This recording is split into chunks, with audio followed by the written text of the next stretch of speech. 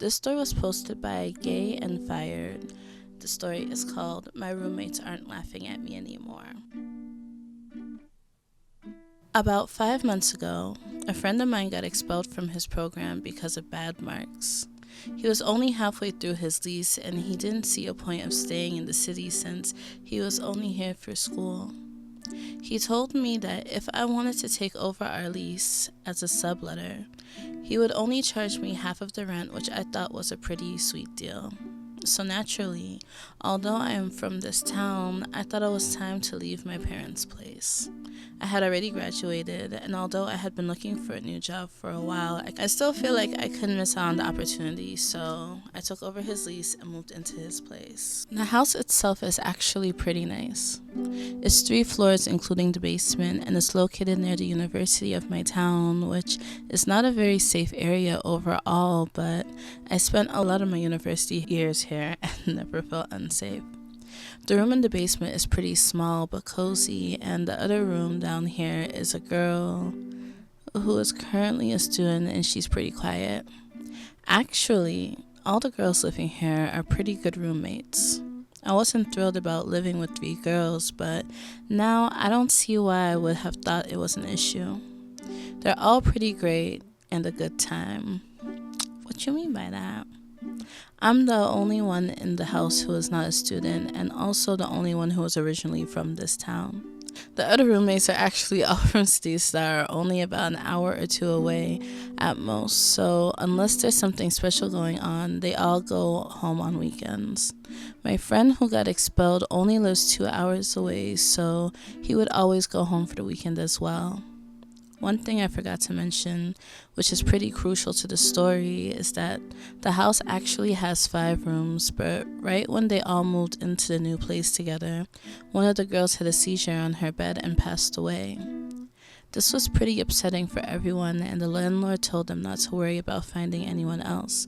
Their rent never went up or anything, and the room was left vacant. According to the landlord, he just found it insensitive to try and find someone because he didn't want to turn someone's death into a financial inconvenience for him. So after the girl's death, the parents came and took her belongings out of the room, and it just remained empty since then. I actually never looked in there because it just remained locked, and I don't really have much curiosity to see the room. It's on the 2nd floor, and I never go up there, so I never paid any attention to it. The first weekend I spent there was pretty uneventful. I remember that I spent one night at my boyfriend's place, and then the next night he slept over after we went out drinking at one of the college bars near the place. We were pretty wasted, so we passed out as soon as we got home. The next weekend, I was at home in my new room and I couldn't sleep, so I decided to read a little bit. I was really enjoying the quietness of this new house since the girls weren't home at all. I come from a Latino family, so this quiet and serene environment was pretty rare. I thought that I heard a few noises upstairs, so I figured that one of the girls had probably decided to stay the weekend at the house, or she was just getting last minute things ready before heading home. I really didn't think too much of this thing. I wasn't very close to the roommates, so I didn't even bother asking them if any of them had stayed home. I just felt like it was none of my business. The girl in the basement was for sure gone for the weekend because she apparently sleeps with her door locked and keeps it open when she's not home. One weekend, that same month, I woke up to pee and I could hear a toilet flushing upstairs, which was kind of weird since I knew that none of the girls were home. I was going to check it out, but in my tired state, I was too lazy and just didn't care enough. It's funny. Horror movies are supposed to make you paranoid, but the biggest lesson I got from them was that there's always a rational explanation for things. This would prove to be my biggest mistake because for a couple of months, I was always brushing things off and ironically creating irrational explanations to rationalize what I thought were irrational thoughts. For example, I heard creaking coming from the 2nd floor and figured it was one of the girls who must have forgotten something and decided to come back to pick it up. The girl must have driven 2 hours down and 2 hours back to her town in the middle of the night to pick up something. One Saturday, I woke up to get some water and I noticed that the roommate in the basement was gone. Her door was open and her car was not in the driveway. There weren't any cars in the driveway, but I should mention that one of the girls doesn't drive. A couple hours later, I woke up because I heard steps coming down into the basement. At this point, I yelled out the girl's name who doesn't drive because she's the only one who could have been in the house. I didn't get a reply and just heard the steps going back upstairs. At this point, I started getting uneasy about being home on the weekends, so I decided to just spend them at my boyfriend's house. One of the girls made a house Facebook page, which was supposed to address any issues like washing dishes or leaving messes, but it remained pretty inactive since everyone seemed to get along. I posted on there some creepy stuff that was happening on weekends and asked if they could just start letting me know if they'd be home for the night or not. They seriously thought I was joking around. The replies were not receptive at all and consisted of LMAO or "oh my god, you're so funny." Even my boyfriend agreed that I was being paranoid because he too believed that everything has a rational and perfect explanation. The thing is, when you say that everything has an explanation, you're only invalidating paranormal explanations or ghostly activity, which is not what I was implying at all. I have never believed in ghosts or spirits or any of that jazz, and I never claimed to when I spoke to my roommates or to my boyfriend. They kept on saying that the house was old and made noises, but I know the difference between old house noises and someone walking down the stairs and back up the stairs. Fortunately, my roommates did start posting things on the Facebook page to let me know they'd be gone. It was always to the effect of, "Hey, GayAndFired, and I won't be home this weekend, so don't worry about the ghost." One weekend, they all let me know they would not be home and my boyfriend was on the midnight shift, so I had to spend the night on my own. My boyfriend called me on his break, and while I was on the phone with him, I heard noises on the main floor. I told him I was going to check it out, and he told me to go ahead because the MFer still thought I was being paranoid. As I said this, I heard the footsteps going back up to the second floor. Once I got into the main floor, there was nobody in the kitchen, and all the doors in the house were locked. I was extremely paranoid and did not feel safe. My boyfriend calmed me down and convinced me that everything was okay, so I never went to the second floor, and it's probably best that I stayed on the main floor. After that weekend, I told my roommates in all seriousness that I was convinced that someone had been in our house at some point that night. I told them what I heard, and they still claimed that it was the old house making noises.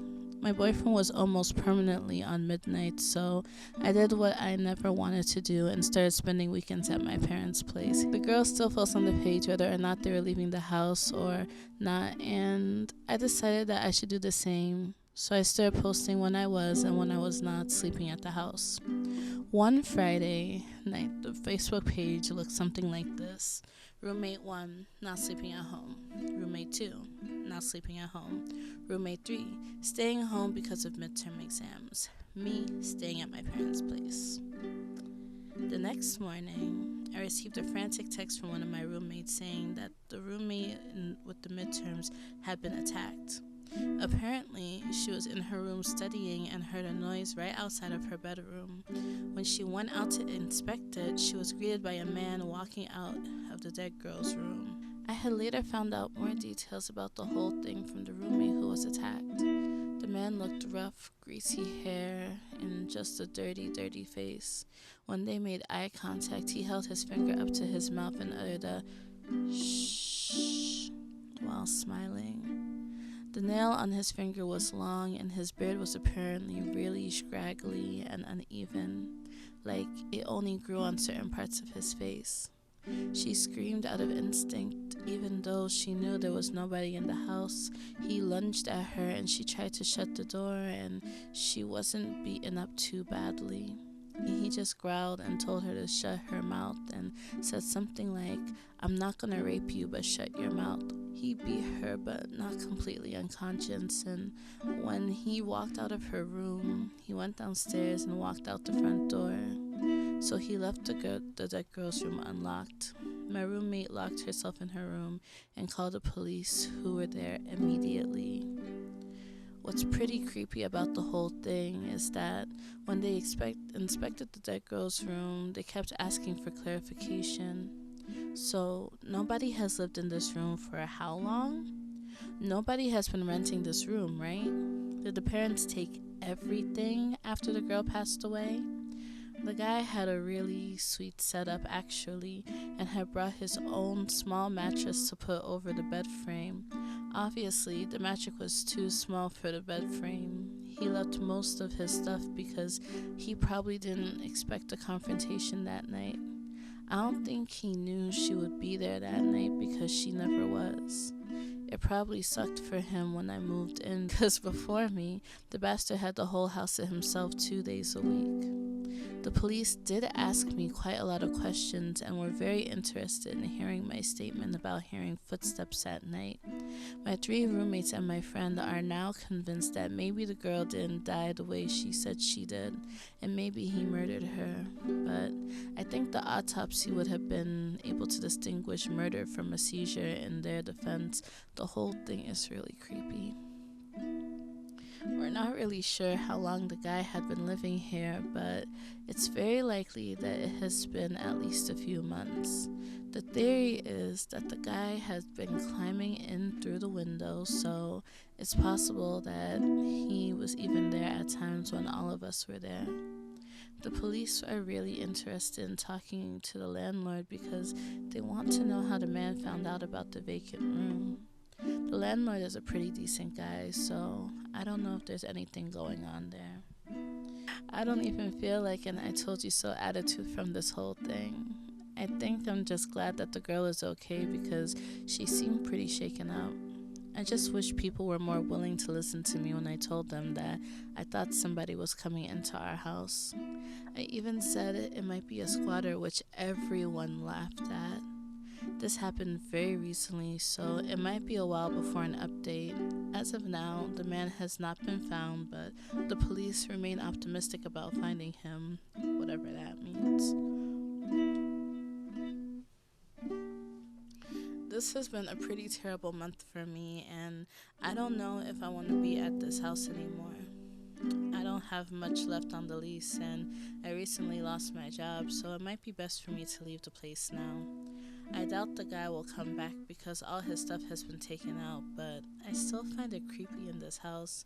I definitely don't spend the weekends here anymore.